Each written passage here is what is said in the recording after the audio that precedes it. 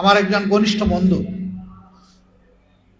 তিনি একটা ঢাকা বিশ্ববিদ্যালয়ের পাড় চুকিয়ে এখন শিক্ষকতায় ঢুকেছেন।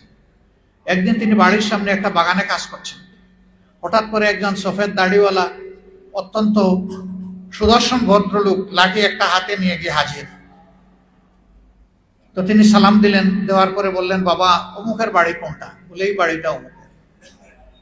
সে কি বাড়িতে আছে তুমি জানো? সম্ভবত আছে।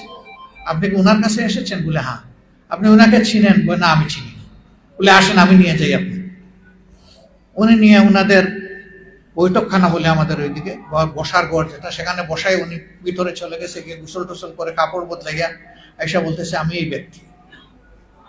আপনি কেন এসেছেন বলেন? আমি কি খেদমত করতে পারি?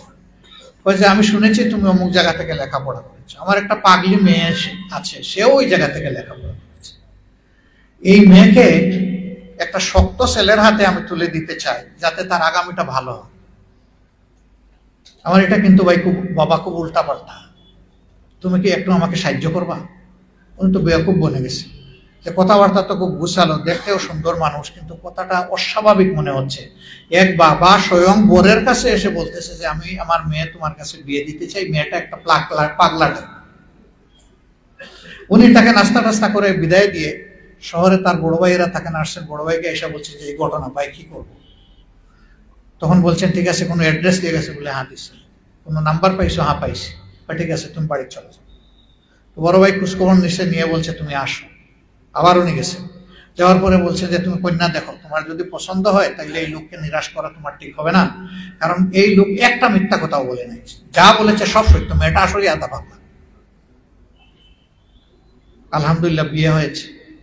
এই মহিলা এই বিশ্ববিদ্যালয়ে পড়াকালীন সময়ে তিনি নাটক করতে গিয়ে পুরুষ পুলিশের ভূমিকায় অভিনয় করেছে। কিরকম ছিলেন এখন বুঝতেই পারছি না। বিয়ে করার পরে এই লোক তো পড়ছে মুসিবতে, বেচারা কিছুদিন মাদ্রাসায় পড়েছে, কিছুদিন জেনারেল এডুকেশনে মাস্টার্স করেছেন। ঢাকা বিশ্ববিদ্যালয় থেকে 2টা সাবজেক্টে উনি মাস্টার্স করা মানুষ, পড়ছেন বিপদে। এই বউ নিয়ে তো এখন বন্ধু বান্ধবের বাসায় উনি যেতে পারেন না, তো উনি নেন না। কিছুদিন পরে উনি তার সিনিয়রদের সাথে পরামর্শ করলেন যে আমি কি করতে পারি। বললেন যে ও যেখানে যাইতে চায় ওর সাথে তুমি সঙ্গ দিয়ে তারে নিয়ে যাইও, কোনো ধরনের বাধ্যবাধকতা আরোপ করিও না, আর তার উপরে জোর করে কোনো জিলবাব পরাইও না, তারে তার মতো করে চালাও। কিছুদিন চলার পরে উনি তো দেখলো যে না ঠিক আছে, একটু নর্মাল হয়ে আসছে। বললো যে এখন কি করব? বলে যে এখন তোমার দিনী বন্ধু বান্ধবের বাসায় যাও, বেড়াইতে শুরু করো, ওই ড্রেসে। তার ড্রেস পরিবর্তন করে গেল। তো কিছুদিন যাওয়ার পরে বলে যে যেখানেই যাই মেয়েরা দেখি শালীন পোশাক পরে, আমি যেন কেমন কেমন, আমার একটা তুমি জিলবাব কিনে দাও, একটা চাদর কিনে দাও। তো চাদর কিনে দিচ্ছে। কয়েকদিন পরে বলে যে আদা মুসলমান হয়ে লাভ কি, আমার একটা বুরকাই কিনে দাও। তো দিছে বোরকা কিনে। আলহামদুলিল্লাহ।